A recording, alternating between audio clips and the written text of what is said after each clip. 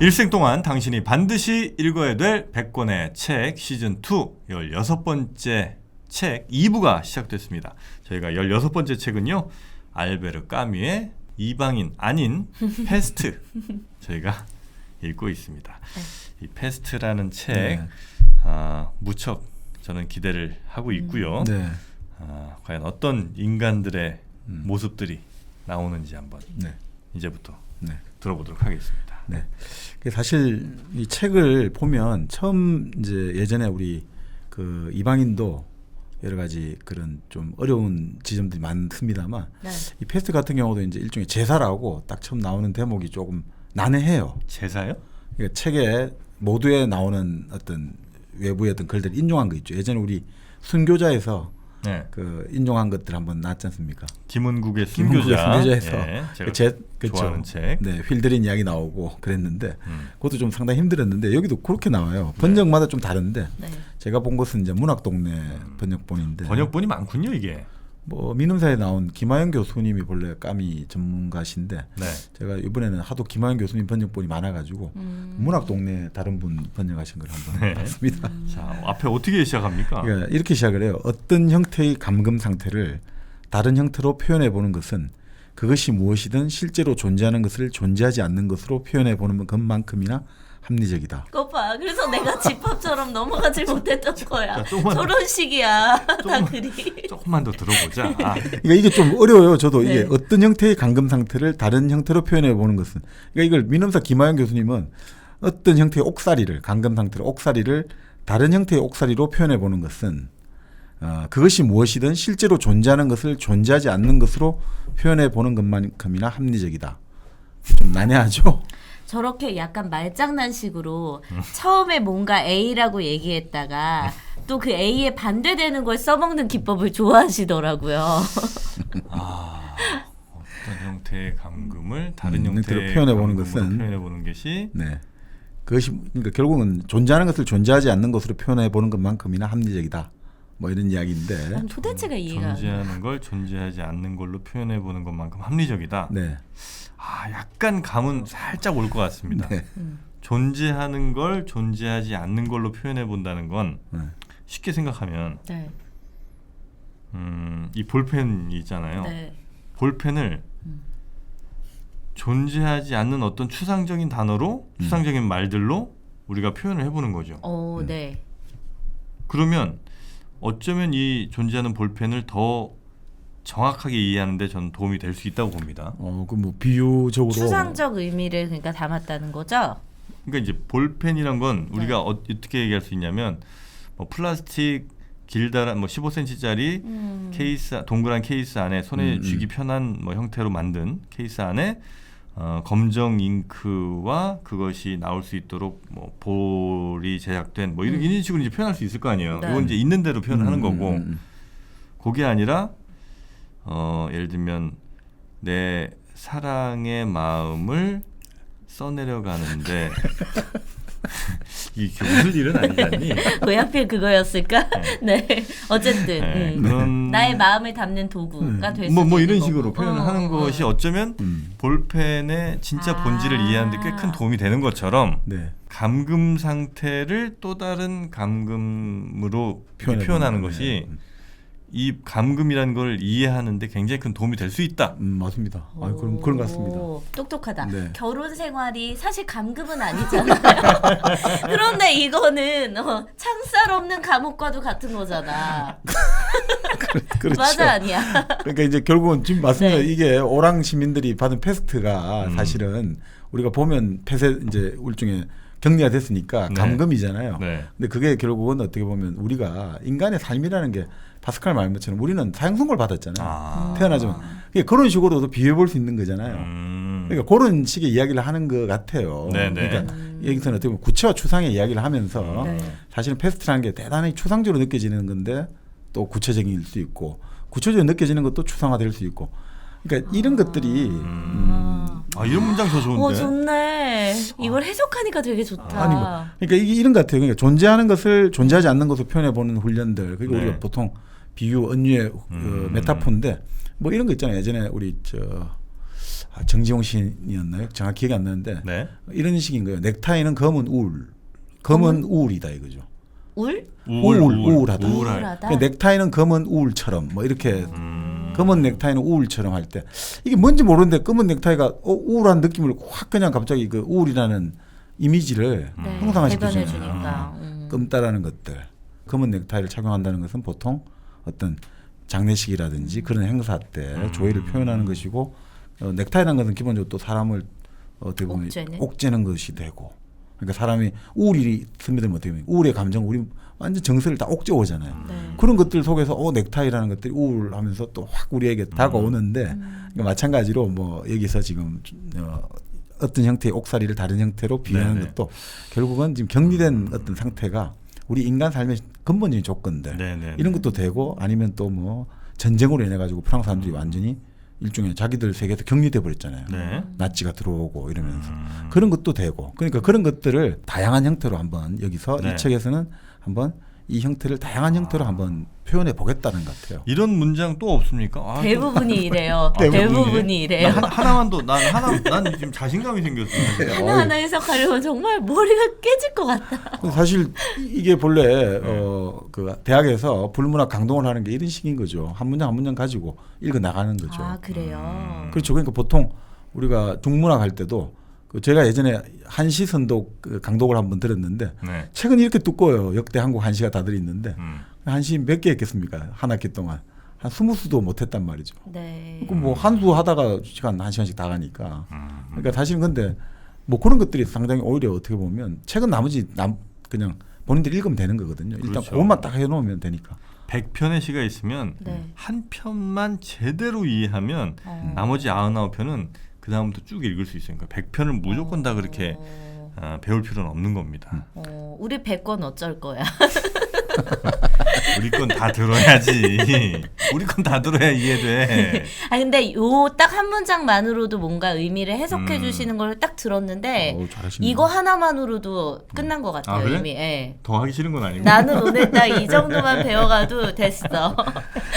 근데 어떻든 뭐 이게 결국은 이런 것 같아요. 결국 이런 패스트 상태의 오랑시가 여러 가지 다른 형태로 표현될 수 있다. 이런 것도 될 수 있고 뭐 인간 삶의 어떤 조건들을 결국 우리 인간 삶이라는 건 비유에 의해서 서로 되는 거거든요. 그러니까 이것은 결국은 사람의 삶이라는 것. 한 사람의 삶은 결국 한 사람의 삶으로 이해되는 게 아니라 주변 사람과의 관계 속에서 그 사람은 알 수가 있다. 이런 의미도 되는 것 같고 항상 무엇과 무엇을 비견해 가지고 결국은 우리는 알 수 있다는 거죠. 네네네. 저는 시작을 이렇게 한다는 거죠. 네, 그렇게 이제 제사 형태로 나오고요. 그러면서 이제 이렇게 하는 거죠. 뭐 1940X년 오랑시에서 일이 났는데 이것들을 화제 형태로 내가 이제 리포트를 한다라는 식으로 나와요. 리포트를 한다. 네, 그러니까 일전에 오랑이라는 그럼 우리가 어떤 뭘 알려면 그 언제 어디서가 중요하잖아요. 그러니까 오랑이라는 도시 어디냐를 알아야 되지 않겠냐 하면서 오랑을 설명하는데 참 재밌어요. 이 재밌는 말이에요. 한 도시를 이해하려면 그곳에서 사람들이 어떻게 일하고 어떻게 사랑하며 어떻게 죽는지를 살펴보는 것이 좋다. 한 도시를 이해하려면 그렇죠. 그곳에서 사람들이 어떻게 일을 하고 어떻게 사랑하며 어떻게 죽는지를 살펴보는 것이 좋다.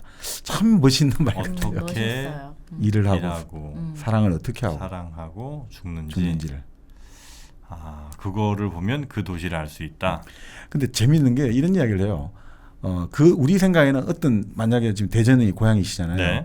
그러면 내가 대전을 가장 잘 알고 외부 사람들에게 가장 잘 소개할 것 같지 않습니까? 근데 만약에 영진 씨가 대전을 아주 멋있는 글로 최고 이제 대전의 명소나 대전의 핵심을 소개했다. 이런 책을 냈단 말이죠. 그런데 그거를 대전 사람들은 아주 좋아할 수 있는데 같은 대전 출신들은 대전 이외의 사람들이라든지 외국인들은 그런 책을 별로 안 좋아할 거예요. 이해를 못하니까? 그러니까 이게 뭐냐면 본인이 대전이라면 다 알 수 있는 것들은 그냥 다 생략하고 넘어가거든요.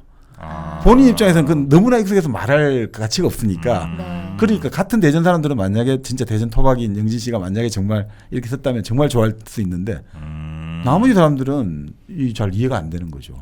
그렇죠. 그거는 사람도 어쩌면 그럴 수 있을 것 같아요. 나에 대해서 내가 제일 잘 아는 것 같지만 다른 사람들이 보는 다른 사람들이 주의 깊게 보는 나는 전혀 내가 생각하는 그치. 내가 중요하게 생각하는 포인트랑은 완전 다를 수 있으니까. 오빠도 이런 포인트가 되게 싫었을 거 아니야 개인적으로. 그러니까 사실은 우리가 어떤 네. 사람을 만약에 이 사람을 알고 싶다고 하면 보통 어떻게 해야 되겠습니까? 사실은 본인에게 물론 만나서 이런 것도 중요하지만 그 사람의 가족, 그 사람의 뭐 예를 들어 부인이라든지 자식들이라든지 아니면 또 그 사람의 그 부모 형제라든지 회사 동료라든지 친구라든지 이런 사람을 통해서 알 때가 더 잘 알거든요. 사실은. 그러니까 결국 도시를 안다는 것도 어떻게 보면 그럴 수도 있고 그럼에도 불구하고 여기서는 이제 딱 참 멋있는 것 같아요. 사람들이 어떻게 일하고 사랑하고 죽는지를 살펴보면 그 도시를 가장 잘 알 수 있다. 이건 참 멋있는 말 같아요. 일하고 사랑하고 죽는 것까지 보면. 근데 오랑은 바로 이런 동네죠. 모두 부자가 되기 위해서 일한다. 그러니까 가장 자본주의적인 도시인 거죠. 부자가 되기 모두 위해서 부자가 되기 위해서 일한다. 우리 예전에 뭐 부자 되세요 뭐 했지만 비시카드죠. 그렇죠. 네. 그 다음에 모든 사람들은 이 성행위 방식, 살아가는 방식 똑같다. 이른바 성행위를 하면서 서로를 급속히 탕진하거나 아니면 두 사람만의 기나긴 습관에 빠져드는 것으로 중간은 찾아볼 수 없다. 중간이 없다. 탕진하든지 아니면 그냥 습관이 되는 거고요. 습관적으로 되는 것. 네네네. 그러니까 그렇고 죽을 때, 근데 이 도시는 죽을 때 너무 어려움을 겪는 도시다. 그러니까 이 도시가 항구 도시긴 한데 바다를 등지고 있어가지고 좀 고립된 느낌을 주는 거죠. 네. 좀 격리되고 폐쇄되는 그 느낌에 딱 맞는 그런 도시예요. 그러다 보니까 아주 기후라든지 지형도 좀 메마르고 그러다 보니 이 도시에서 환자로 있다는 것은 정말 방문을 꽁꽁 닫고 혼자 외로이 죽어간다. 뭐 이런 느낌을 주는 거죠. 지금 딱 우리 사회랑 비슷한 것 같아요. 그러니까 사실은 이게 현대의 한 정형 같아요. 우리가 사람들이 결국 현대라는 것도 인간 소외의 사회잖아요. 사실은 다 닫혀 있는 사회. 실제 자기 마음의 문을 다 닫아 걸고 있는 사회. 이런 것도 비유하지 않나 이런 생각이 듭니다. 근데 이때도 그랬어요. 1940 몇 년도에도 이미 현대에 접어든 건가? 네. 네. 프란츠 카프카의 소설이 결국 그 변신 같은 경우가 대표적으로 인간이라는 게 스스로 인간이 만들어낸 사회 제도에 의해서 지배받고 있는데 누가 자기에게 심판을 내리고 누가 자기를 뭐 어떤 문서가 날라오는데 아무도 알 수가 없잖아요. 아무리 찾아가도. 그런 어떤 느낌. 바로 그 인간 소외가 이미 카프카 소설에도 드러났듯이 이거는 이미 40년 되니까. 예. 바다를 등지고 있다는 것도 굉장히 우리가 유의 있게 생각해야 되는 부분입니다. 어떤 지점이죠? 바다로 나가도 돼요. 바다로 네. 열려 있어. 바다는. 네. 자연은 그렇게 얼마든지 열려 있게도 할 수 있는데 네. 인간의 선택이 바다를 등지고 도시라는 건 인간이 만든 거니까 바다를 등지고 도시를 만들었단 말이에요. 스스로를 네. 가둬놓은 거지. 뭐 그럴 수도 있네요. 네. 스스로를 가둬놨다. 그렇죠. 네. 그것도 제가 하나 추가합니다. 네. 자, 그렇게 이제 도시의 설명을 끝내고 추가요. 네. 여해추 여기 해석 하나 추가요. 여해추. 네. 그래서 이제 4월 16일 아침 네. 그 주인공이 의사가 베르나르 리웨로 나오는데 이 의사가 이제 진료소 문을 아침에 일찍 진료소 뭐 거의 같이 있나 봐요. 진료소와 집이. 네. 일찍 진료소 문을 열고 나오는데 계단에서 쥐가 한 마리 있는 게 신기하게 보이는 거예요. 네. 좀 이상하잖아요. 근데 이게 참 이건 좀 너무 경강부에 같습니다만 아까 말씀드렸듯이 4월 16일 이렇게 나오는데 사건이 일어난 걸 4월로 설정하지 않습니까? 근데 네. 이게 참 재미있잖아요. 예전에 우리 영국 시인의 엘리오트 같은 경우 4월은 가장 잔인한 달 이렇게 나오는데 이 4월이라는 게 이제 봄을 상징하는데 네. 이 봄이라는 게 예전에도 한번 말씀드렸습니다만 이게 상당히 좀 어떤 우리가 생각하기에는 봄이 좋은 희망의 계절이 희망의 계절 같은데 항상 여기 보면 왜 이렇게 4월은 잔인한 달이고 뭔가 사건 사고가 일어난 달로 설정을 했을까? 엘리오트 같은 경우는 보면 그 시가 4월이 왜 잔인한 달이냐 해가지고 결국은 삶과 죽음이 뒤섞인다 이거죠. 네. 그러니까 4월이라는 게 그런 느낌을 좀 많이 준다고 하는데 네. 그래서 여기도 뭐 꼭 그런 건 아닌지 모르겠습니다만 4월로 설정. 4월이 좀 그런 거 아닌가 이런 생각이 좀 듭니다. 네. 자, 그래서 이제 이런 패스트 이제 결국 뭐 패스트가 바로 나온 건 아니죠. 지가 나온 게 신기했는데 자기가 이제 죽은 지를 밟은 거예요. 깜짝 놀란 거죠. 의사가. 네. 왜 쥐가 이렇게 있지? 수희한테 말하니까 수희 입장에서는 이럴 리가 없다 이거죠. 자기가 수희가 건물 책임자인데 쥐가 나온다 이러면 이건 말이 안 되잖아요. 네. 그래서 이거 아닌데라고 이제 에피소드가 벌어지죠. 이 사람은 결국 이제 부인이 이제 몸이 안 좋아요. 그래서 요양원에 멀리 보내야 돼요. 의사의 부인이. 리웨가, 예. 네. 왜냐하면 이 도시가 좀 메마르다고 했잖아요. 그러니까 그 몸이 안 좋은 사람들 입장에서는 그 건조한 공기가 안 좋잖아요. 그래서 항상 그 유럽의 부자들은 그 겨울에 독일이라든지 저 북부 유럽 부자들은 겨울이 되면 항상 따뜻한 지중해. 예. 항상 따뜻하고 습한 공기가 기관지에는 좋으니까. 네. 네. 그래서 이제 가는 나도 건데. 하와이 가고 싶다. 네. 기관지가 안 좋아. 자, 그래서 어머니를 이제 부인은 가고 이제 좀 돌봐줘야 될 사람이 있으니까 어머니를 모시고 오는 거죠. 근데 리에는 좀 어린 가난한 노동자 집안 출신이에요. 네. 그래서 어릴 때부터 그 어떻게 보면 자수성가한 사람이라고 볼 수가 있죠. 그래서 어머니가 오고, 근데 어머니를 모시고 오는 와중에도 보니까 계속해서 사태가 지들이 계속해서 죽어 나가고 있는 거예요. 이해가 안 되잖아요. 왜 이렇게 지들이 죽어 나갈까? 네. 그래서 이제 수희 영감도 이제 계속해서 자기가 뭐 지가 이럴 리 없다고 하더니 갑자기 이제 신부님의 여기서 나중에 나오는 비늘로 신부님의 부축을 받아오는데 이 종기가 크게 나 있는 거예요. 어디에요? 가랑이와 림프절. 아. 그래서 이게 이상하다 생각하는데 이렇게 치료는 이제 해주고 있고, 그 와중에 또 예전에 이 사람이, 그러니까 이 의사가 참 인도주의적인 사람으로 나와요. 자기가 돈이 없는 시청 공무원인데 자기가 네. 무료로 이제 심장 여러 가지 질환을 도와줬거든요. 그 시청 직원 이름이 조제프 그랑이에요. 그랑 그랜드 위대한 그레이트죠. 이 그랑이 또 자기 아픈 건 아닌데 이웃들 좀 도와달라. 그래서 왕진까지 가거든요. 참 이 사람이 그러니까 아주 뭐 어떤 요청에도 돈 이런 게 아니라 거절하지 않는 사람인 거죠. 의사 리웨가. 네. 근데 왕진에 간 이제 그랑의 이웃이 누구냐면 여기 코타르라는 사람이 나오는데 네. 이 사람 좀 어둠의 사람이에요. 뭔가 약간 암흑과 연결돼 있는 것 같고. 그래서 최근에 어떤 수사를 받게 돼 있는데 네. 그게 뭐 두려워가지고 뭔가 자살을 기도한 거예요. 그래서 이제 이 그랑이라는 사람이 또 착한 사람이죠. 옆에 자기 이웃 뭡니까 문을 보니까 붉은 색연필로 붉은 분필로 들어오시오. 나는 목 매달고 있습니다. 나는 목을 매달았습니다. 이렇게 적혀가 들어가니까 이제 사람이 자살 기도를 해서 이제 부른 거죠. 그래서 이제 뭐 이제 도와주고, 네. 그다음에 이 와중에 이제 아까 말씀드린 기자 랑베르가 와서 아니 이게 뭔가 지금 이 도시에 심상찮은 일이 일어난 것 같은데 좀 말씀을 좀 해주세요. 이러니까 이 양반이 재밌는 이야기를 해요. 의사 리에가. 네. 당신은 이 취재한 걸 철저하게 이 보도 100% 보도할 수 있느냐, 고발할 수 있느냐. 그러면 나는 해줄 수 있지만 철저한 정원에는 난 믿는 게 없다. 그러니까 당신이 해줄 수 있다면 내가 도와주겠지만 당신이 그걸 장담할 수 있느냐. 그러니까 그 장담 못 하겠죠. 그러니까 그럼 난 도와줄 수 없다라고 말하거든요. 그러면서 이제 이 사람이 좀 기자가 황당할 거 아니에요. 이때는 그러면 이 의사는 이 패스트라는 걸 이미 직감을 했다는 거예요? 아니면 이 얘기는 이제 보통 보면 이제 패스트냐 아니냐 이거보다 네. 이 의사는 지금 이상한 게 생겼고 이 사람들이 지금 이제 아프고 있다. 근데 이제 나중에 좀 있다 보면 자기 의사들하고 이야기를 하는 게 나오죠. 네네네. 자, 이런 증상은 자 우리 이제 솔직히 깨놓고 이야기하자. 이거 패스트 아니냐라고 말할 때 이 의사는 뭐 조심스럽게 말을 했죠 항상.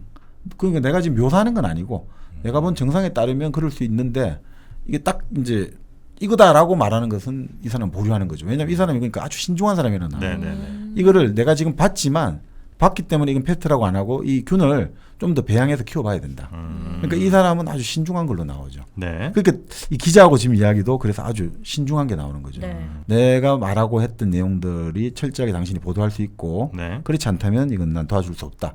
그러니까 이 사람이 그래도 기자가 좀 웃기는 거잖아요. 그러니까 뭐 이게 좀 뜬금없이 나오는 것 같은데 이런 이야기예요. 그러면서 자기를 어떤 게 말을 하냐면 네. 이런 말을 하는 이유가 내가 지금 살아가고 있는데 이 세상에 혐오감을 느끼고 있다. 그렇지만 나는 인간에 대한 애정을 가지고 있고 또 내 나름대로 불의와 타협을 거부하기로 결의한 남자의 말이다라고 자기 스스로 말을 해요. 이 기자한테 내가 왜 이제 철저하게 당신이 뭐 취재를 하면 내가 도와주는데 이게 이제 이 사람의 성격을 스스로가 이제 자기 규정을 하는 거죠. 요거는 딱 보니까 이 리웨라는 그 의사를 네. 까미가 하고 싶은 말을 대변해주는 사람이네. 그러니까 까미가 리웨입니다. 그렇지. 그렇다고 보여집니다. 맞습니다. 굉장히 신중하면서도 네. 그리고 이제 세상에 대해서 뭔가 얘기를 하고 싶지만 그게 제대로 전달되지 않을 경우에 나는 그냥 차라리 침묵을 선택하겠다. 뭐 이런 식의 행동들. 까미입니다. 옛날에 잘 잡으시네요. 역시 까미 좋아하시니까. 맞습니까? 네. 네. 그런 것 같습니다. 네. 그 철학자 샤르트르랑도 그 싸움을 하지 않았습니까? 그렇죠. 그런 것들도 다 녹아 있는 게 아닌가. 그렇습니다. 네. 저 결국 그 수의 노인은 이제 상태가 용태가 악화돼 가지고 리에가 가가지고 보니까 안 되겠다 응급차를 불렀는데 네. 그 응급차 안에서 계속 상태가 안 좋은 거예요. 숨이 가빠지고. 그러니까 그 환자의 부인이 선생님 좀 살려주세요. 어떻게 방법이 없나요? 더 이상 희망이 없는가요? 의사 리에가 딱 한마디 하거든요. 사망하셨습니다. 딱 이렇게 끝들래요. 수의 죽은 거죠. 그렇죠. 바로 사망하셨습니다. 그러니까 여기는 참 보면 이 묘사가 근더덕이가 없어요. 이 까미 글에 그러니까 여러분들이 참 한번 읽어보시면 좋은 게 까미 글의 장점이 어려운 것도 있습니다만 보면 이 사람 글은 정말 드라이하다 이거죠. 가치 판단이 잘 안 들어가요. 그러니까 어떤 사람이 그런 이야기를 했는데 까미의 글은 절규도 없고 명령도 없다는 거예요. 내 개인적으로 내 이 주장하고 싶고 내가 원통하다 이런 주관적 감정이 막 이제 발로되는 것도 별로 없고 그렇다고 어떤 공문서처럼 명령이 있고 이건 이렇게 해야 돼. 당신은 여기에 분노해야 돼.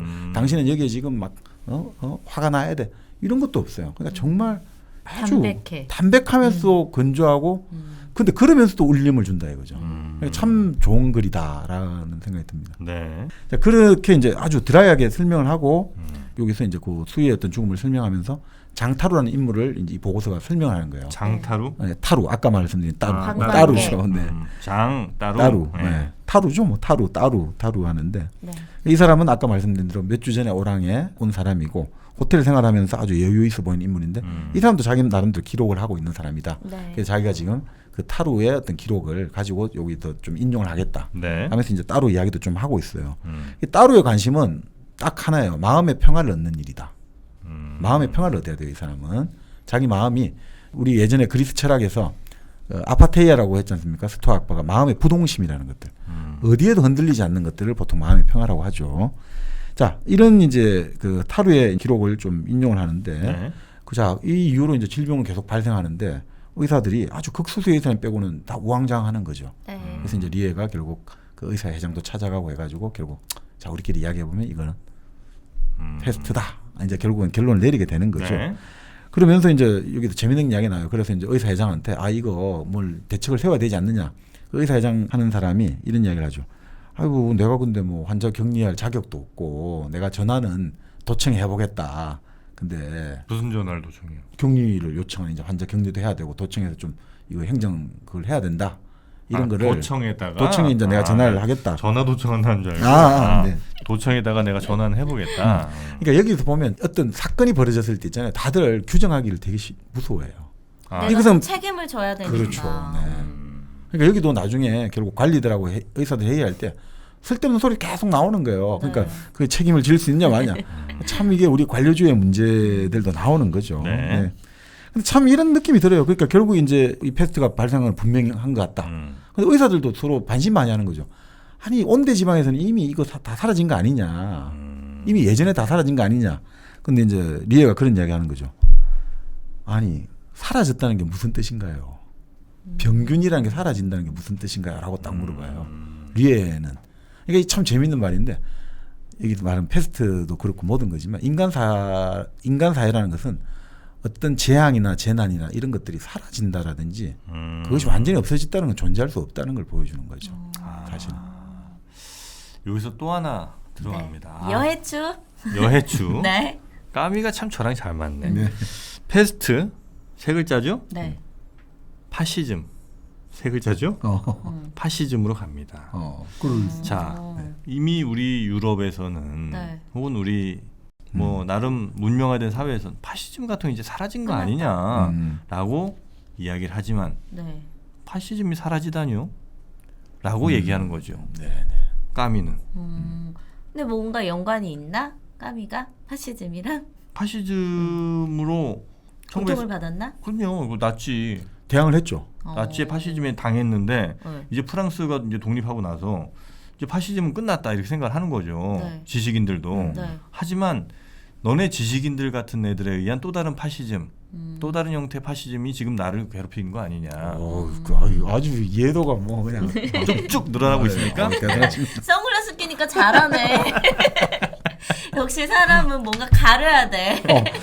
이해도가 진짜 좋은 해석 같습니다. 그렇습니까? 그러니까 사실 지금 생각해 보면 네. 그 논쟁이 사르뜨라고도 있었고 그것들이 결국 불씨가 돼가지고 1952년 알제리 사태 때 사르트르가 결정적으로 이제 결별을 하게 된 건데 그게 사실 47년에 까미 입장에서 보면 또 웃기지 않겠습니까? 오히려 가장 까미야말로 누구보다도 정말 프랑스 국민들을 끝까지 우리가 반드시 승리하리라 이런 정말 막 비분간개한 논설을 썼던 주인공이고 그 지하 신문을 만들어내고 이랬던 사람인데 갑자기 별로 일도 하지도 않았던 사람들이 나타나고 자기들이 막 모든 걸 다 한 것 같고 모든 레지스탕스 투쟁을 다 했고 모든 투쟁의 과실은 자기들이 따먹으려 하고 그러면서 이게 뭔가 전도가 되고 최근에 이제 여러 가지 프랑스 역사 나옵니다만 그때 프랑스도 우리가 역사 청산을 잘했다고 보지만 네. 그 죽은 사람들이 억울한 사람도 꽤 있을 수 있다는 거예요. 그리고 실제로 책임받아야 될 사람들은 오히려 살짝 오히려 이런 사람들을 내세우고 자기들은 오히려 책임을 은폐해버렸다. 뒤로 빠지고 이런 이야기도 많거든요.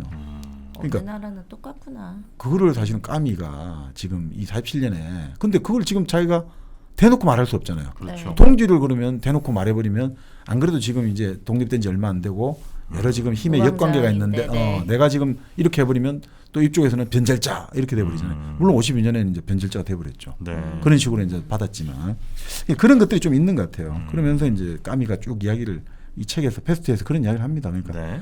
사람들은 재난을 모두가 겪는데 자기에게 그 재난이 닥쳐오면 엔간해서 믿지를 못하게 된다는 거예요. 이 재난의 속성이 그런 거거든요. 아무도 나에게는 일어나지 않을 거야 이거는. 그렇기 때문에 패스트나 전쟁이 발생하면 언제나 사람은 속수무책이 된다.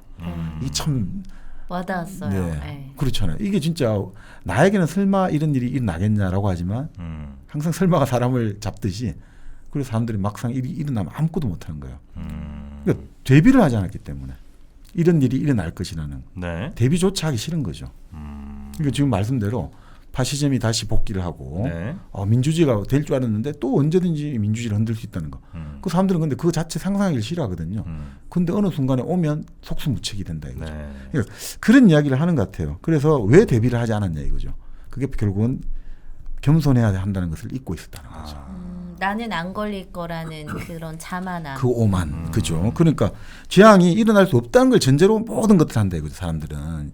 여행도 준비하고 사업도 준비하고 딱 서로 논쟁을 하는 것도 재앙이라는 것은 있을 수 없다라고 하지만 이 패스트가 일어날 것을 어떻게 상상이나 했겠냐. 바로 여기 나옵니다. 근데 40년대. 그거를 네. 오만이라고 표현을 해야 될까요? 왜냐하면 그냥 망각이라고 해야 될까? 아니 그러니까 망각까지는 아니어도 당연히 내 삶에 어떤 그런 최악의 상황은 피하고 싶은 게 인간의 본능이고 그런 재난이나 안 좋은 부정적인 생각보다 긍정적이고 희망찬 삶을 생각하는 게 인간의 그렇죠. 본성인데 그렇죠. 그거를 왜 오만이라고까지 표현을 하는지가 궁금해요. 그러니까 우리가 인간이 예전에 우리 프로이드 그때 한번 이야기 드렸습니다만 그 사람이 하나의 어떤 그 에로스 생존 본능, 생존의 어떤 행복을 추구하는 본능도 있지만 충동도 네. 있지만 이 타나토스라고 파괴 충동이라는 네. 죽음 충동이 있잖아요. 근데 이게 이제 묶였다가 풀렸다가 이런 것들이 어떻게 보면 이제 우리가 긴장이 되고 쾌락이 느끼고 이런 과정들이었는데 이런 사례가 하나 있어요. 예, 일본에 쓰나미가 많이 오잖아요. 거기는 네. 내일이 많이 오잖아요. 그래서 우리가 2011년 그 3월 11일 날 동일본 대진이 일어났지만 그런 사건이 뭐 이 사람들 맨날 하는 이야기 있잖아요. 100년 만에 처음이고 200년 만에 처음이 될 말 하잖아요. 그렇지가 않아요. 그렇지가 않아요. 일본도 예를 들어 19세기에 또 그런 사건이 있거든요. 최소한 100년에 한 번씩은 예를 들어 해변가에 올 때 10m 정도의 파도가 오는 해일이 온단 말이죠. 그러면 100년 전, 200년 이게 거의 반복이 되고 있어요. 근데 왜 인간들은 똑같이 또 바닷가에 가서 당하고 네. 10m 방파제 설치하고 또 당하냐. 재밌는 이야기를 해요. 일본의 그 방작을 만든 우리 그 데라다 도라이코가 이런 네. 이야기를 했는데 그 사람이 또 방작이라는 용어를 처음 만든 사람이에요. 방제학. 바로 재난을 방지하잖아요. 네. 이런 이야기를 해요. 사람들이 보면 이렇다는 거예요. 자, 재난 한번 왔잖아요. 10m짜리 와가 이제 100년 만에 왔고 이제 절대 우리는 이거를 이제 후손들에게 잊지 말자 하고 비도 세우거든요. 비도 네. 세우고 이제 여기서는 집을 짓지 말고 저 떨어져서 집 짓자. 그런데 말이에요. 10년 지나고 20년 지나면 또 싹 다 옛날 그 해변가로 다 집들이 다 내려와요. 그걸 잊는 거예요? 그걸 잊게 되는 거죠. 설마 뭐 이렇게 하겠죠. 네, 왜냐면 또 일상은 일상이 힘이 세잖아요. 일상은 무지히 힘이 세거든요. 10년, 20년 지나면 이제 반복됐잖아요. 10년간, 20년간 탈이 없었잖아요.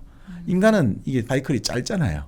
그럼 뭐 한 10년, 20년 되면 충분하다 생각하거든요. 되게 긴 시간이라고 생각하는 그리고 그 비를 세워놨지 않습니까? 절대 잊지 말자. 아유, 비도 시간 지나면 다 이렇게 끼고 퇴락하고 풍화작용이 나고 또 다 잊어버려요. 처음에 했다가 또 담배가 낮아지고 아유 나쁜 그 청소를 어떻게 우리가 통행을 해. 다 낮죠. 그렇게 또 살아가다가 100년 지나면 또 한번 휙 꼬고 또 맞는 거예요. 또 그리고 나서 또 하고 이게 인간이라는 거예요. 그러니까 사실은 그런 거죠. 사람은 그러니까 민주주의도 그렇고 제도도 그렇고 우리가 생존에 직접적인 영향을 주는 것도 인간은 끊임없이 있잖아요. 잊어버려요. 우리가 그런 이야기 했지 않습니까? 권력에 대한 인간의 투쟁은 망각에 대한 기억의 투쟁이다. 기억을 하지 않으면 우리는 계속해서 잊혀진다는 거죠.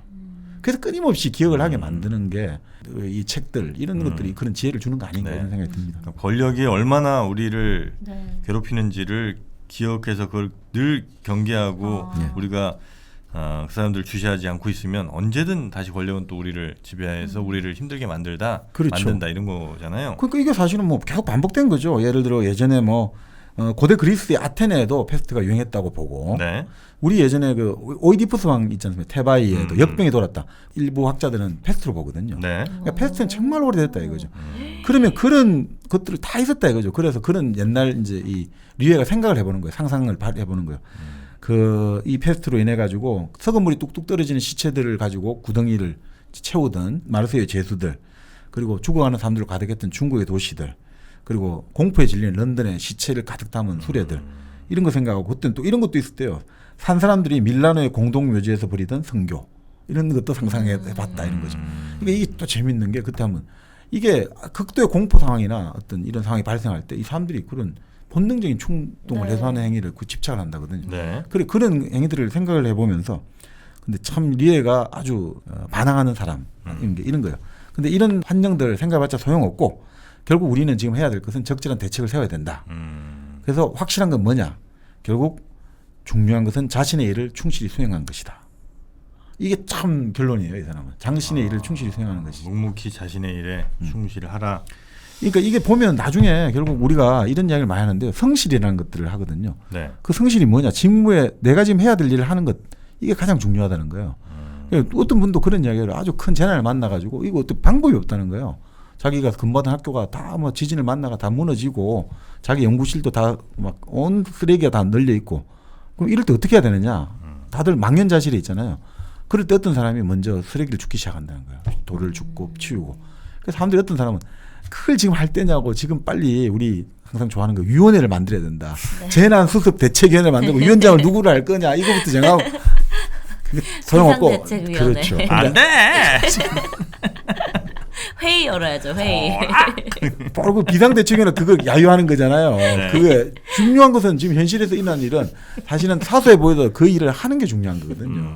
성실하게 하면서 어느 순간에 그게 되는 거지.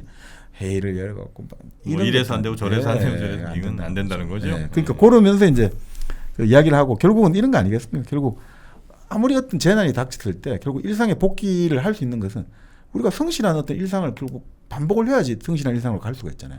사고전의 일상으로 갈 수 있는 길은 결국 우리가 그것에도 불구하고 우리는 우리의 일상의 규칙을 세우겠다라고 내가 딱 결의를 할 때 이게 가능하지 않느냐. 아침에 일어나서 커피 한잔 하고 그렇죠. 또 체중계 올라가고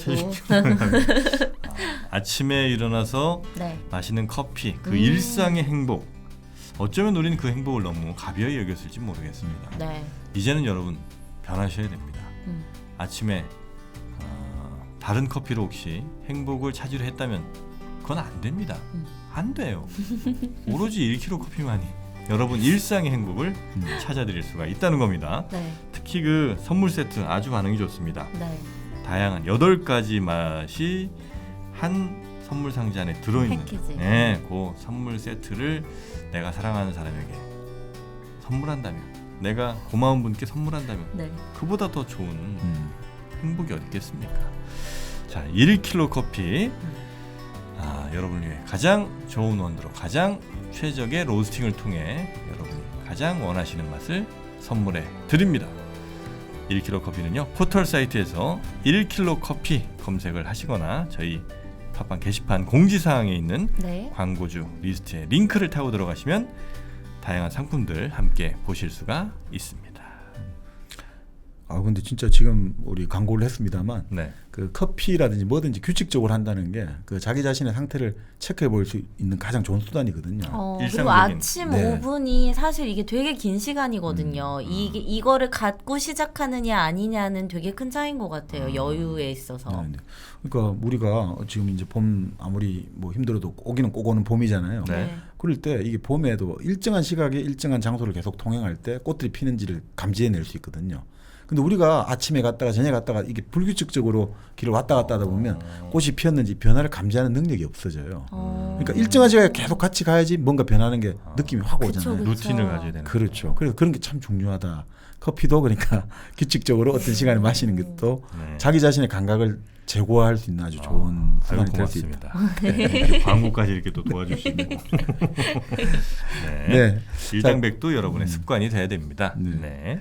자, 그렇게 이제 일부에서는 뭐 이 사람들을 소개를 하면서 네.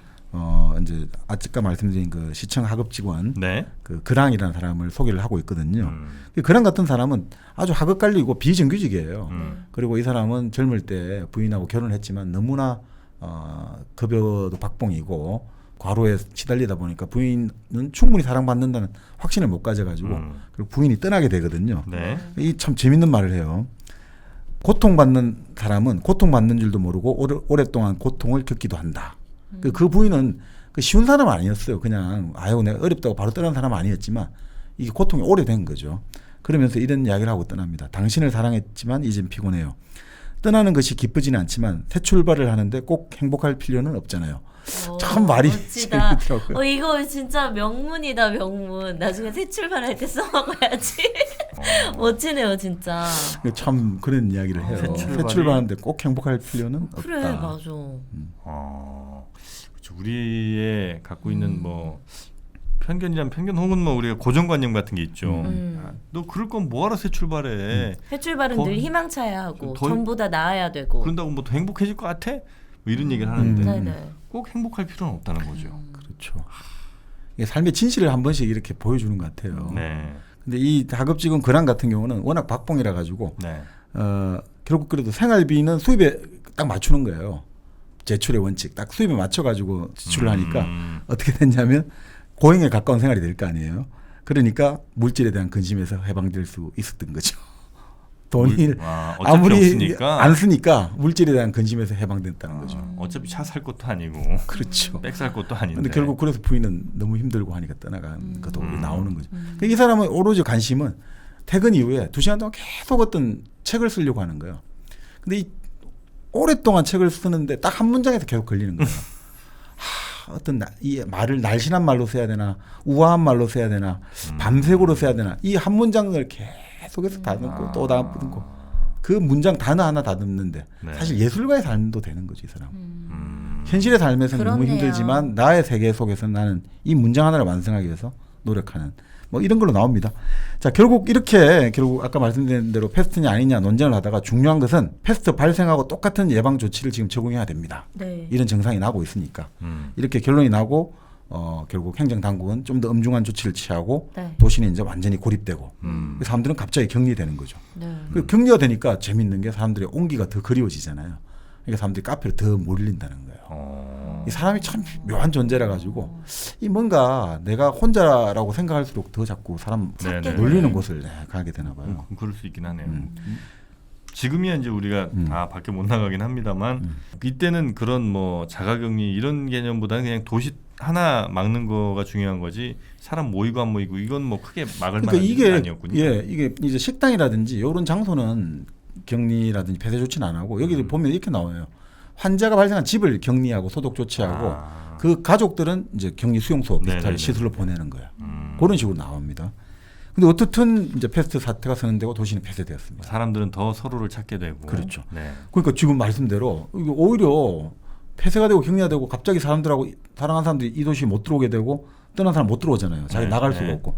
그러니까 갑자기 이게 지금까지 내 삶을 이루는 감정에서 새로운 모습을 발견하는 거예요. 배우자를 신뢰했던 자기 부인이나 애인을 신뢰했던 남편이나 연인들은 자기가 알고 보니 내가 진짜 질투심이 강하구나 이런 걸 알게 되고 갑자기 부인이 못 만나게 되니까 내가 지금 난 무슨 짓을 하고 있는지 믿을 수가 없는 거지.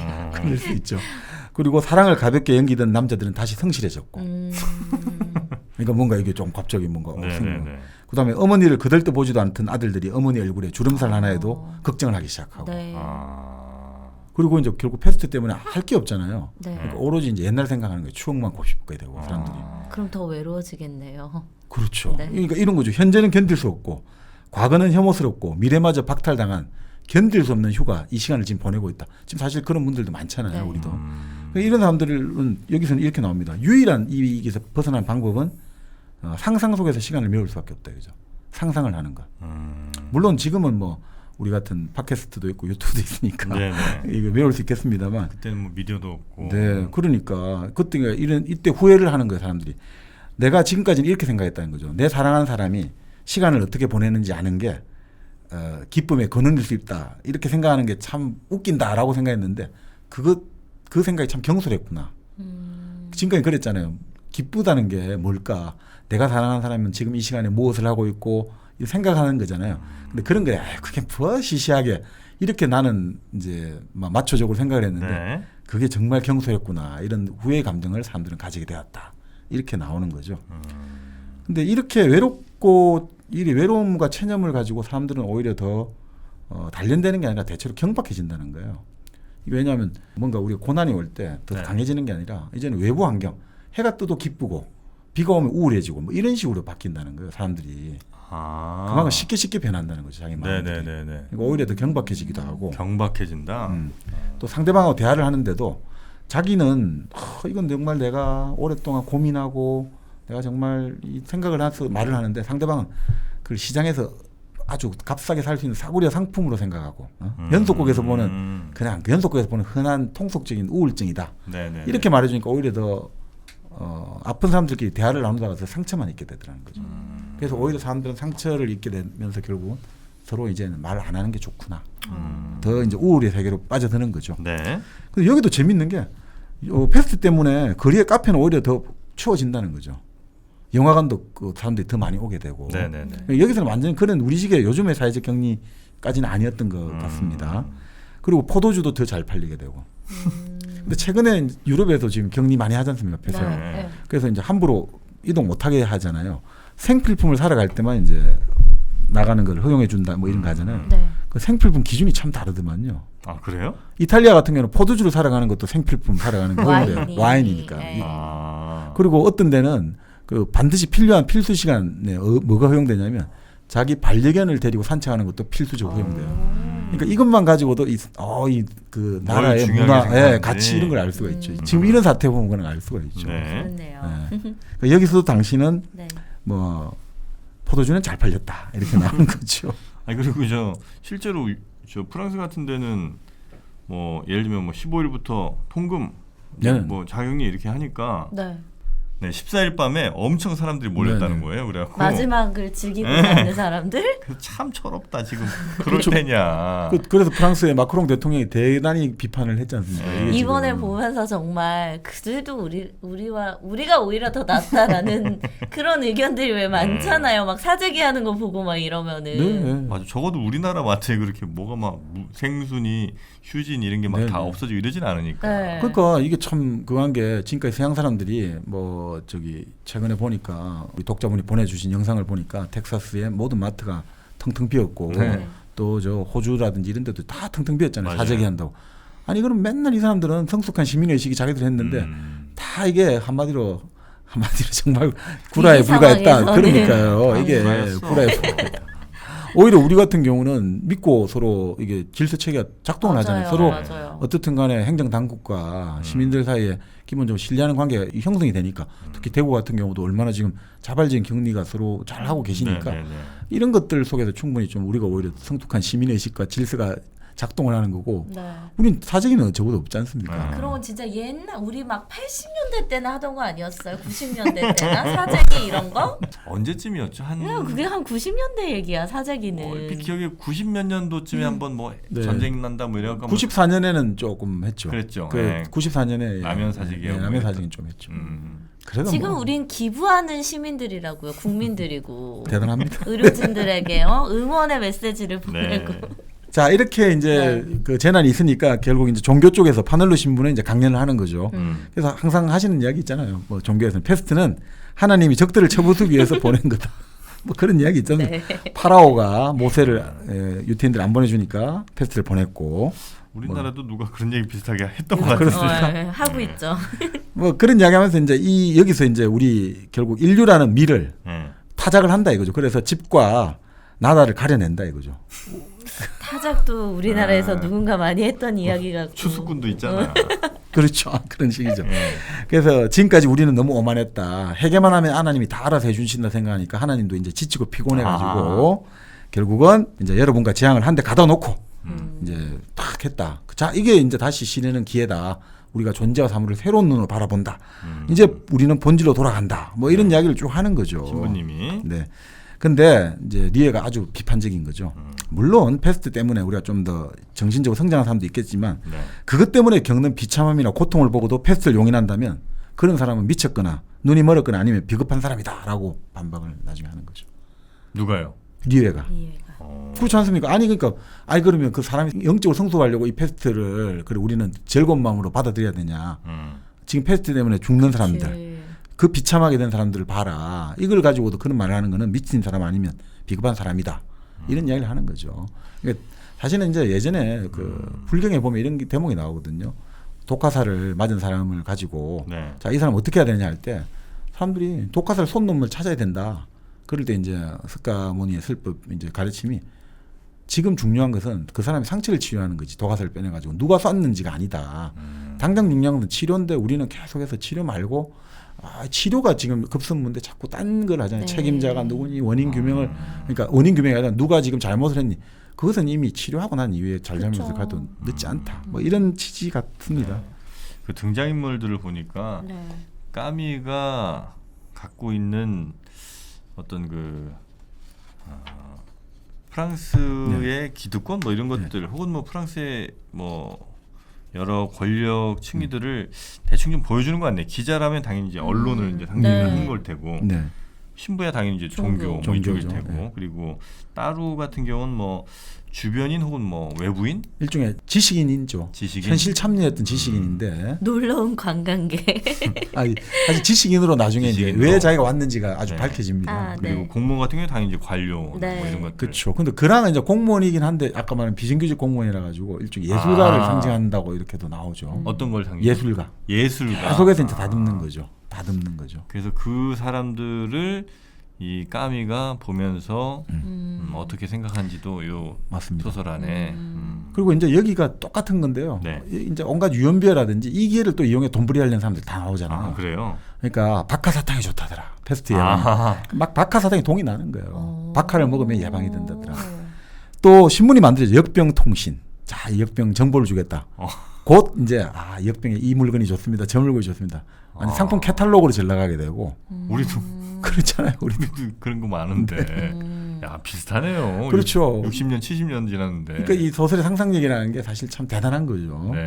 그리고 이제 이 사람들은 이제 오히려 사람들이 돈을 막 있는 대로 쓴다는 거예요. 죽음이 공포에 앞다 보니까 돈 가지고 있으면 뭐 할 거야. 최고급 막 쓴다는 거죠. 오히려 소비가 늘어나는 거죠. 그렇죠. 경제가 활성화되는 건가? 아니 그러니까 본래 사태가 심상치 않으면 사람들은 반드시 향락을 먼저 떠올리거든요. 그런 거 있잖아요. 이왕 죽을 거 있는 돈 다 쓰고 갈래.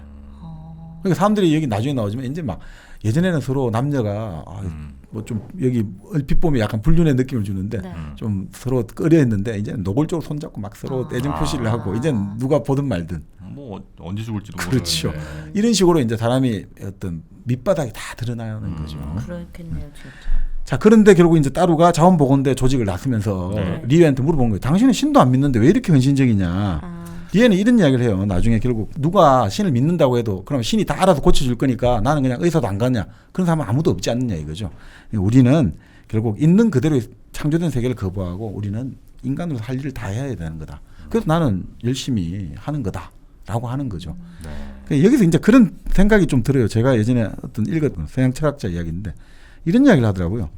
왜 신이 존재하지 않는데 아까 그 말씀드렸죠. 신이 존재하는지 안 하는지 유무 그 상관없이 왜 인간은 그 도덕적으로 되려 하고 그죠? 뭔가 남이 아무리 안 하셔도 어떤 정말 희생적인 일을 하려고 하는가? 이런 생각이 들어요. 한스 켈젠이라는 사람이 그런 이야기를 했다는데 인간이라는 신이 존재하지 않는다라고 하더라도 인간은 집념을 갖고 있고 그거에 따라 행동한다는 거죠. 신은 존재하지 않을지 몰라도 인간은 집념을 갖고 있다. 나는 반드시 정의라든지 도덕이라든지 이런 그 딱 뭔가 있다라고 생각을 한다. 이 집념을 갖고 있고 그거에 따라 행동한다는 거죠. 그러니까 그게 아무리 환상이라 하더라도 그 환상이 실제 현실보다 더 강하다는 거죠. 그래서 인간은 피와 눈물을 흘리면서도 그 이제 우리 말하는 플라톤의 이데아 있잖아요. 그 네. 이상을 따라가지고 피와 눈물을 흘리면서도 인간이라는 존재는 그 플라톤의 길을 걷는 것이 바로 인간이다. 이 느낌이에요. 그러니까 우리는 아무리 신이 있고 없고에 상관없이 인간은 자기 어떤 그 진리에 대한 꿈을 가지고 있기 때문에 그 꿈을 실현하기 위해서 어떤 희생을 감수라도 그 길을 걸어가는 게 인간이다. 그러니까 이 사람은 정말 성자가 되는 거죠. 사실은 제가 보면 나중에. 그래서 결국 이렇게 이제 조직이 만들어지고 정민호도 어떤 희생을 또 감수하더라도 가방을 꼭 사야지 나도. 내가 너무 몰아가는 건 아닌가 반성할 때가 가끔 있습니다. 아니요, 아주 정확히 보셨어요. 그렇죠? 네. 네. 지금 안 그래도 샀는데 막혀가지고 지금 이 사태 때문에. 뭐가 막혀요? 그러니까 제가 그 프랑스에 있는 분에게 부탁을 해서 가방을 샀는데 하늘도 무심하시지. 지금 이 사태가 벌어진 거예요. 그래서 그분이 입국을 못 하고 계세요. 그분이 와야지 내 가방도 같이 오는데. 아 그래요? 네, 너무 슬프다는. 네, 어떻게 좀 원하던 가방으로는. 네, 여러분 덕입니다 다. 너 진짜 대단하죠? 의지 한국인 의지 진짜 정민여다. 저도 가겠습니다. 집념을 향해서. 와. 피와 눈물을 흘리더라도. 네, 갑니다 저는. 아, 이 보통 출혈이 아닐 텐데. 네. 자, 근데 이제 그렇게 보건대 조직돼 가지고 아주 영웅적으로 활동을 하잖아요, 그죠? 네. 그런데 이 참 재밌는 게 이 작가의 말이에요. 이건 바로 직접적으로 들어가 있는데 지나친 찬사는 피하고 싶다 이렇게 해요. 그 사람들을 영웅적으로 찬사하는 거는 피한다. 이 재밌는 말을 합니다. 아무리 행동이 훌륭해도 그것을 지나치게 중요시하다 보면 결국은 간접적으로나마 악의 찬사를 바치게 되는 것이다. 그것은 내가 이 사람의 행동이 아무리 훌륭하다고 너무 찬사를 하게 되면 네. 그것은 악의 찬사를 바치게 된다. 왜냐하면 훌륭한 행동이 그토록 대단한 이유는 뭐냐? 그는 복이 드물기 때문 아니냐 이거죠. 아주 희소하기 때문에 네. 그런 것이고 그럴 때는 결국 뭐냐? 인간의 행동을 유발하는 원인들은 결국은 우리가 악의와 무관심이라는 거죠. 우리가 행동을 하는 게 선의를 가지고 있는 사람이 행동을 해야 된다고 생각해야 되는데 이 사람 정말 이렇게 훌륭한 일을 할 수 있을까? 이건 정말 복이 드문 일하는 거는 칭찬받으려고 하는 행동이라는 거죠. 그것도 되지만 그게 아니라 인간 행동이 그러니까 그만큼 착한 행동이 드물다는 것을 반증해 주는 거 아니냐. 착한 행동이 드물기 때문에 이 사람이 훌륭한 행동한 거를 우리가 너무너무 이건 떠받들여야 된다는데 그거 자체가 결국 인간들은 본래 그렇게 행동 안 한다는 걸 전제를 한다는 거죠. 사실은 누구나 다 그런 좋은 행동을 해야 하는데. 그렇죠. 할 수 있는데. 할 수 있어야 한다고 규정을 해야 되는데 본래 인간은 그렇게 안 한다고 하는 게 전제가 돼버리잖아요. 지나친 찬사가. 그렇죠. 그래서 우리는 사실은 어떻게 보면 너무 좋아. 까미는 진짜 대단하다. 그렇죠. 이 사람은 진짜 대단한 거야. 아니 그러니까 이 사람이 그거잖아요. 내가 이런 훌륭한 일을 했어. 사람들이 칭찬해줘. 이렇게 하면 자기가 어떻게 되냐. 다른 사람들이 더 민망하게 되잖아요. 그러니까 나를 칭찬하지 말라는 거예요, 사실은. 이런 것들을 사실 저는 네. 아주 어렴풋하게나마 그냥 약간 느끼고 있어요. 네. 정확하게 이렇게 못 느꼈지. 그냥 어렴풋하게나마 약간의 불편한 느낌 혹은 뭐 약간 뭐 이런 감정들이 있는데 네. 와 이거를 이 까미라는 분은 정확하게 알려주고 계시네. 자기 경험에서 나온 거겠죠. 영웅적 행위를 했음에도 불구하고 절대 말을. 야 대단하다. 근데 그거를 말로 표현하는 방식 자체가 또 되게 멋지게 그거를. 그러니까 이걸 제 식대로 해석을 하자면 이렇게 네. 해석을 해봐요. 이런 악마 같은 인간들아, 이런 천사 같은 사람을 봐라. 그런데 너희들도 그러니까 할 수가 있어. 이렇게 말하는 거잖아요. 근데 그게 폭력이잖아요, 사실은 또.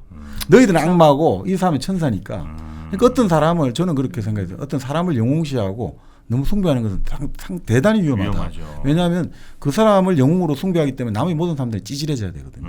그리고 그런 사람들 찌질하다고 가정해야 되기 때문에 저는 그래서 어떤 특정인이라든지 특정한 존재에 대해서 지나치게 어떤 숭배하고 그걸 가치를 부여하는 것은 그러니까 예를 들어 가지고 어떤 사이비 종교의 교주가 그런 식으로 그렇죠. 탄생한다는 거죠. 그래서 상당히 위험할 수 있다. 이게 까미가 이렇게 보여주고 있는 거죠. 우리도 이제 정박님 그만 숭배할까? 아 근데 뭐 네. 사이비 종교까지는 아니더라도 네. 요즘에 이제 뭐 굉장히 훌륭한 일을 하신 분들이 많잖아요. 그렇죠. 뭐 그분들을 폄훼할 생각이 전혀 없음에도 불구하고 네. 찬사의 정도가 약한 댓글만 달려도 그 밑에 막 네가 뭘 하냐 뭘 네가 직접 가든지 뭐 이런 하여튼 굉장한 댓글들이 막 달리거든요. 맞아요. 근데 그런 걸 보면서도 틀린 말은 아닌 것 같은데 뭔가 조금 갸웃하는 순간이 좀 있었단 말이에요. 이 까미네. 그러니까 이 까미가 더 이제 이거를 상세하게 풀이하고 해주고 있는데요. 그렇습니까? 이렇게 네. 나와요. 세상의 악은 적어. 어디서 나오냐면 다 대부분 다 무지에서 나온다는 거예요. 세상의 악은 모르는 거에서 나온다는 거죠. 그래서 뭐냐면 양식이라고 해요. 이 프랑스에서 봉상스라고 하는데 굿센스. 우리 양식이 있는 너 양식도 없는 인간이냐 네네네네. 이런 거 있잖아요. 네. 이게 상식이라고 생각하셔도 될 것 네, 같아요. 네. 봉상스 훌륭한 좋은 굿센스인데 커먼센스 커먼센스보다 좀 더 조금 더 굿센스. 그 양식이 없다면 선의도 악의와 마찬가지로 많은 피해를 입힐 수 있다. 좋은 뜻으로 한 행동도 양식으로 판단을 잘 분별을 못하면 악의와 마찬가지로 많은 피해를 입는다. 이런 이야기죠. 인간은 악하지 않고 오히려 선한 존재지만 그거 자체가 문제가 아니다 이거죠. 보통 우리가 미덕과 악덕을 많이 아는 것을 미덕, 잘 모르는 것을 악덕이라는데 가장 절망적인 악덕은 뭐냐면 자기가 모든 것을 알고 있다고 믿고 사람을 죽이는 것을 스스로 허용하는 무지가 가장 큰 악덕이다라고요. 내가 모든 것을 알고 있다고 생각하고 그러니까 혁명을 위해서 그리고 대의를 위해서 우리 누군가를 위해서 소를 희생해야 돼라고 하는 게 가장 큰 무지다. 가장 큰 악덕이고 이렇게 보는 거죠. 너희 악플러들 듣고 있냐? 아니야. 아닙니다. 누나 나 죽어. 그건 아니고. 네. 근데 이런 모습들은 종종 봅니다. 네. 종종. 우리 주변에 너무 많죠 사실. 진짜 많죠. 네. 네, 그래서 나 자체도 그럴 때가 있고. 이게 정답인데 아주 강한 확신을 가진 사람들이 꽤 있죠. 이거 정말 멋지네. 패스트를 한번 읽어보시면 우리가 항상 그 판단을 신중하게 해야 된다는 것의 중요성 그런 것들 그리고 우리가 무지라든지 그러니까 사실 그런 이야기를 어떤 분이 참 저는 인상 깊게 들었는데 우리가 돈만 있으면 행복하다라고 전제를 해버리면 돈으로 인해서 자기 인생은 다 좌우지우지 될 수 있다는 걸 전제를 하니까 상당히 위험한 생각이라는 거죠. 이 사람은 사회 구조적으로 지금 돈이 없어가지고 이런 문제가 발생했다. 돈이 없어서 이런 행동을 했다. 일면적으로는 맞는데 그렇게 해버리면 이 사람은 돈으로 좌우되는 사람밖에 안 되잖아요 존재가. 네. 그러면 정말 그럼 우리가 그런 옛날 그 이야기를 하는 거예요. 물론 뭐 또 어떻게 보면 배부른 사람 이야기를 있지만 젊었을 때 고학을 해가지고 자기도 힘들게 많이 살았지만 근데 그런 이야기는 젊었을 때 자기가 정말 힘들었던 거는 돈이 없어서 힘들었던 게 아니고 자기가 정말 뭘 몰랐고 뭘 너무 무지했고 너무 상대에 대한 배려를 할 줄 몰랐고 이런 것들 때문에 사실 자기가 정말 괴로운 일이 많았다는 거죠. 오히려 저도 이제 그 가만히 또 되짚어 생각해 보니까 경제적인 곤란함이란 게 물론 뭐 정말 사람마다 상황이 다르고 사정이 다르고 하는데 또 어떤 경우를 보면 사실 경제적 곤란 자체보다는 오히려 우리가 그 경제적 곤란을 가지고 나머지 모든 것들을 오히려 내가 막 정당화하고 내 스스로가 그러니까 이런 거 해도 돼라고 한 행동들이 나중에 낯이 뜨거워지는 경우가 많다 이거죠. 오히려 생각해 보니까 지나고 나서 생각을 해보니까 그러니까 오히려 우리가 무지의 상태에 있다는 거 있잖아요. 이게 참 제일 큰 어떻게 보면 어떻게 보면 악덕이 아닌가 이런 생각도 좀 듭니다. 그러니까 결국 이분은 그런 이유 때문에 어떻든 영웅을 만든다든지 영웅시하는 것들은 한번 그건 소망스러운 행위 아니라는 거죠. 저는 그래서 언론의 역할은 비판이 될 수밖에 없다고 봐요. 신문을 예를 들어 우리가 좋은 뉴스 안 하고 맨날 나쁜 뉴스만 보냐고 하는데 그거는 있잖아요. 우리가 좋은 행위라든지 좋은 미덕을 찬양하고 기념하는 것은 예술과 문학의 역할이거든요. 그리고 언론은 비판을 하는 게 언론이에요. 그러니까 그건 역할이 정해져 있고 그렇기 때문에 이제 영웅시할 수가 없고 어떻게 보면 사람들을 후벼 파고 참 사람들을 내가 갖고 있는 믿음을 어떻게 보면 가혹하게 깨트릴 수 있는데 그것이 어떻게 보면 사회가 만들어질 때 우리가 언론에게 부여한 역할이 아닌가 이런 생각도 좀 듭니다. 그러니까 결국 우리 사회가 뭔가 한 방향으로 잘못 휩쓸려 가지 않도록 견제를 하는 어떤 여론의 역할들 그리고 그렇기 때문에 어떤 언론이 다양하게 있어야 되는 건 참 필요한 것 같습니다. 네. 좋습니다. 까뮤의 패스트 저희가 시즌 2 16번째 책으로 읽고 있고요. 언론의 네. 타고난 숙명? 그러니까 무언가를 비판할 수밖에 없는 숙명이 이제 언론에겐 있다는 거죠. 그렇죠. 그러니까 이 작중 화자 리에가 이제 화자로서 쭉 쓰고 있습니다만, 네. 그래서 오히려 영웅적인 행동을 하는 것보다 고통을 겪고 탐욕적으로 변하는 시민들의 모습을 기술하는 게 더 이제 이런 보고서라든지 이런 정직하게 사태를 기록한 자의 몫이라는 거죠. 사실 네. 뭐 이렇게 우리는 잘했고 뭐 이런 영웅적인 행동을 했습니다. 이거보다는 저 사람들이 여기서 약탈도 하고 물건도 훔쳐가고 이러면서 오히려 이런 것들을 정말 가감 없이 탁탁 있는 그대로 춘추필법으로 기술하는 게 맞다라고 이제 가면 아주 냉정하게 이제 분석. 그래도 결국 리웨 자기 자신에 대해서는 어느 정도 영웅적인 그런 장치를 넣은 거잖아요. 그렇지도 않습니다. 여기 보면 그래요? 네, 그렇게 나오지도 않습니다. 그러니까, 그런 멋진 분이네요. 근데 이게 더 이제 네. 흔히 말하는 까미가 이 소설에서 더 정말 이 영웅주의를 배격한다는 게 이렇게 나와요. 네. 게다가 사실 그 사람들도 할 수 있는 일이 그것밖에 없다는 것을 그들 자신도 잘 알고 있었다. 자기 할 게 그거밖에 없었다. 아, 그래요? 그리고 오히려 그런 결단을 내리지 않는 것이야말로 믿을 수 없는 일이었다. 그러니까 그런 결단을 내리는 게 오히려 당연한 거다. 그러니까 너무 뭐 그렇게 대단한 실존적 결단을 내렸고 정말 구국의 결단 뭐 내 몸을 희생하고 성공우사 이런 거 아니다. 아유 내가 할 게 그밖에 없고 뭐 내가 뭐 이거밖에 없는데 뭐 당연한 네. 기결이었다. 참 그게 냉정한 거죠. 그러니까 너무 영웅들을 네. 너무 그렇게 우리와 다른 사람이고 너무나 위대하다 이렇게 보지 마라. 그 사람들도 물론 위대하지만 딱 그 사람들도 사실 그때 막상 할 일이 그밖에 없었다. 그거 봐야지 않느냐 이거죠. 그러니까 너무 뭐 세상에 선의를 가진 사람이 많지 그런 사람밖에 없는 게 아니다. 아까 말씀드린 선의를 가진 사람 많다는 걸 항상 우리는 믿고 그걸 말해줘야 된다. 그래야 사람들이 할 수 있는 거지. 그 사람들 너무 용감하면 우리 따라갈 수가 없잖아요. 그렇지 않습니까? 언론이 참 뭐 사람 하나 영웅으로 쭉 만들었다가 하루아침에 곤두박질. 네. 네, 그런 걸 참 언론들이 그렇죠. 좋아하는 것 같기는 해요. 근데 이 까미는 이 의사 리에를 통해서 그런 영웅 만들기 같은 거 하지 않고 이 현재의 도시 안에서 사람들이 고통스러워하고 그렇죠. 죽어가는 모습을 그냥 기술하는 것으로 더 정확하게 나는 지금을 남기겠다. 그러니까 뭐 어떤 사람들은 그래도 생명의 위험을 무릅쓰지 않았냐라고 할 수도 있을지 모르지만 네. 중요한 것은 뭐 이게 그 일이 나중에 보상을 받느냐 요거 비난을 받느냐 이게 중요한 게 아니라 이때 이 사람들이 내린 결론은 패스트와 싸워야 하느냐 말아야 하느냐 네. 패스트 속으로 들어가야 되느냐 말아야 되느냐 이거를 결정하는 그 문제였다 이거죠. 나머지 그 문제가 뭐 죽을 수 있다 안 죽을 수 있다 이런 문제가 아니고 내가 지금 이 지점에 딱 서 있다 이거죠. 지금 이 도시에 서 있고 나는 지금 무엇을 해야 될 것인가. 내가 이거 하면 칭찬을 받고 이거 하면 뭐 이거 안 하면 남들이 욕할 거다 이런 게 중요한 게 아니라 내가 지금 할 일은 뭐가 있을까. 그 생각을 해보니까 내가 그냥 가만히 막 신부님 말씀처럼 무릎 꿇고 순응하는 게 맞을까. 그냥 아니면 도망만 쳐야 될까. 아니야. 지금 내가 그래도 할 수 있는 일은 우리가 인간의 이성을 가지고 우리가 생각을 가지고 판단해 보면 뭐가 있을까. 그럼 뭐라도 도와야겠다. 내가 지금 건강할 때. 이런 것들이 당연한 거 아니냐 이거죠. 이거는 칭찬받을 일도 아니고 네. 이거는 그럴 수밖에 없는 거다 이거죠. 사람으로서는 그럴 수밖에 없다 이거죠.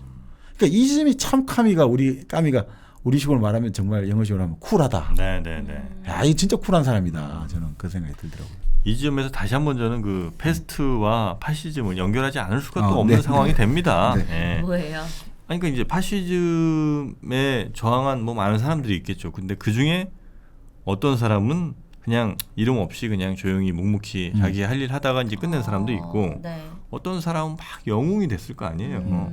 그 막 영웅 만들기에 또 그렇죠. 여러 가지 네. 뭐 거짓말까지 막 좀 부풀리기 더해지면서 그걸 옆에서 보면서 그렇지 까미는 이제 그렇죠. 짜증이 맞아요. 나죠.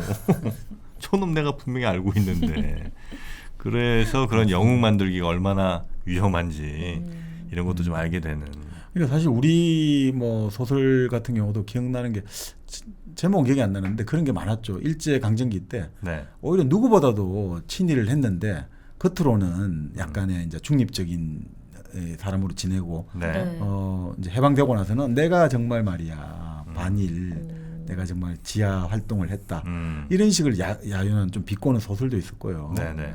그런 것도 기억이 나요. 악사와 무사라고 그 돌아가신 홍성원 작가 네. 그 베토벤 바이러스 썼던 홍자매 있잖아요. 네. 그 아버지거든요. 홍성훈 소설가라고. 네. 그 무사왁사라는 이 소설인데 그것도 보면 참 재밌어요. 그 TV 문학관에서 나오는데. 또 TV 문학관. 오늘 왜 등장 안 하나 했어. TV 문학관. TV 문학관은 우리 돈 받아야 돼. 광고. 몇 번을 홍보를 해주는 거야. 근데 거기도 그런 대목이 나오거든요. 일제 강점기를 거친. 나도 하나 봤어. TV 문학관? 최근에 하나 봤어요. 그게 어땠어요? 그 을려 봤거든요. 을화를 봤거든요. 네. 와 깜짝 놀랐습니다. 왜? 딱 틀었어요. 네. 근데 뭐 편집이라든지 제작의 방식 자체가 네. 야 80년대는 저랬나 싶을 정도로 너무 익숙하지 않아. 아 신선한 충격이었구나. 그러니까 신선하잖아요. 신선하긴 한데 네. 그리고 방금 인상 찡그리는 거 내가 봤다. 선글라스 사이로. 일종의 뭐 레트로라면 레트로겠지만 와 그 세트가 얼마나 조악한지 야 여긴 뭐 우리 정도면 정말 대단한 거예요. 네. 이게 막 그 가짜 나무들 있잖아. 그런 거 이렇게 막 세트해 놓고 저 가짜 나뭇잎 이렇게 바닥에 몇 개 뿌려놓고 이게 다 보이는데 와 좀 봐줄 수가 없더라고. 거기서 또 연기는 막 정말 집중을 아, 하시잖아요. 연기 엄청 배우들이. 거기 이제 심지어 을화에 남자 주인공이 백윤식 씨입니다. 네. 우리 지난 시간에서 알잖아 김동리에. 네네. 백윤식 씨가 이제 20살 청년으로 나오는 거예요. 네. 그리고 그 엄마가 그 누구냐면 아들 역할로. 아들이잖아요. 네. 그 엄마는 누구냐면 장미희 씨예요. 네. 근데 실제로 장미희 씨가 그때 몇 살이요?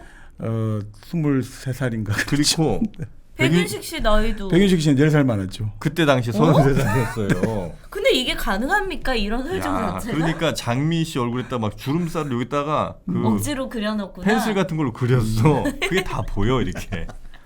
그리고 막 어머니 왜 그랬어요? 뭐 이런 목소리 나올 거 아닙니까? 네, 예전 와, 연기톤. 정말 봐줄 수가 없습니다. 우리 그 정몽님은 너무나 근데 애청하고 그게- 계시는데요. 근데 이제 스토리에 집중하면 그런 것들이 좀 안 보일 수 있겠죠. 연기 잘하신다.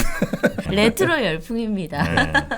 아니 근데 이제 무사와 악사 같은 경우도 네. 그 보면 그런 게 나오거든요. 그러니까 겉으로는 이 사람이 정말 친일하고 친독재를 하는 것 같은데 그 악사 역할을 해요. 근데 알고 보면 그 무사인 자기 친구를 그 무대에서 이 친구를 돋보이게 하기 위해서 나는 가서 얘를 기록해주고 띄워줘야 된다.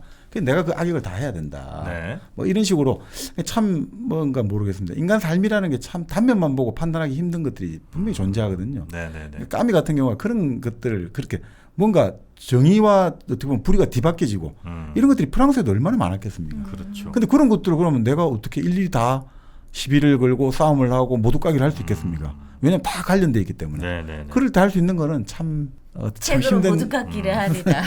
아니 그래서 저는 네. 이 파시즘을 그러니까 까미가 어쨌든 파시즘에 가장 저항한 사람 중에 한 명이었잖아요. 그래서 다시는 인류에게 이 파시즘 같은 것들이 좀 없기를 바라는 마음인데 네. 그거를 우리 인류가 막으려면 이런 영웅들 하나씩 만들어 갖고 뭐 이렇게 지켜 세우고 이런 게 그 파시즘을 막는 게 아니고 네. 오히려 그때 파시즘 당시에 얼마나 많은 사람들이 죽어나가고 힘들게 싸워나갔는지를 그렇죠. 그냥 마치 패스트에서 사람들이 고통스러워하고 힘들어하고 죽어나간 걸 음. 담담히 기술하는 네. 것이 오히려 훨씬 더 도움이 된다는 거죠.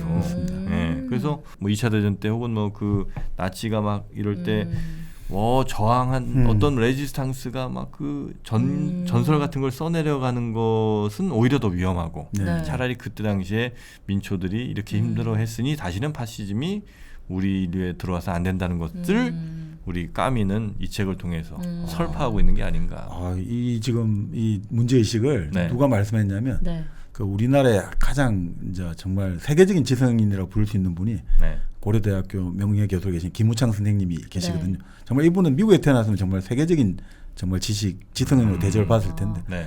근데 그분이 하는 말이에요. 지금 이 그렇습니까? 말씀을. 그러니까 사람이 중요해야 되는 것은 그 정치적인 뭐 행위의 어떤 결과가 아니라 지금 말씀대로 그때 당시에 민중들이 어떻게 일제 강점기 때 궁핍하게 네. 살아야 됐고 왜 못 살아야 됐고 이런 것들을 기술하고 묘사해가지고 네. 왜 못 살았네 초점 맞춰야지 단순하게 그게 막 뭐 일제가 뭐 언론을 탄압을 했고 누가 정치 악마 만들고 누가 이런 게 영웅 아니라는 만들고 거예요. 이게 영웅이 아니고. 아니고 지금 왜 그러면 그 일제가 들어와서 우리를 못 살게 했고 그 못 살게 한 어떤 정책이 무엇이고 어떤 식으로 구체적으로 민중들을 했냐 이게 집중을 하는 것이 맞지 어떤 상징적인 의미에서 자꾸 친일파를 어떻게 보면 좀 공격하려고. 공격하는 건 좋은데 네. 문제는 그걸로 해가지고 초점을 왜곡돼 버린다는 거예요. 네, 네, 네. 정말 살았던 사람들이 얼마나 힘들게 살았고 다시는 진짜 이런 일이 없도록 우리는 뭘 해야 되냐를 고민해야 되는데 네. 마치 몇 명의 친애했던 사람을 처단하면 다시는 이런 일이 없던 네. 식으로 가버리면 그게 위험할 수 있다는 걸 경고를 하는데 네. 문제의식이 아주 비슷하네요. 네. 다음 주에도 선글라스 끼고 나오는 거예요. 저 지금 이제 선글라스 안쪽에 뭘 써놓은 게 아닙니다. 혹시 오해하실 수 있는데 여기에 뭐 써있는 최첨단 기술인데 뭐 그러면 구글 글래스가 아니에요. 네, 그냥 생각난 겁니다. 어우 좀 오늘 완전히 얼굴 나시네요.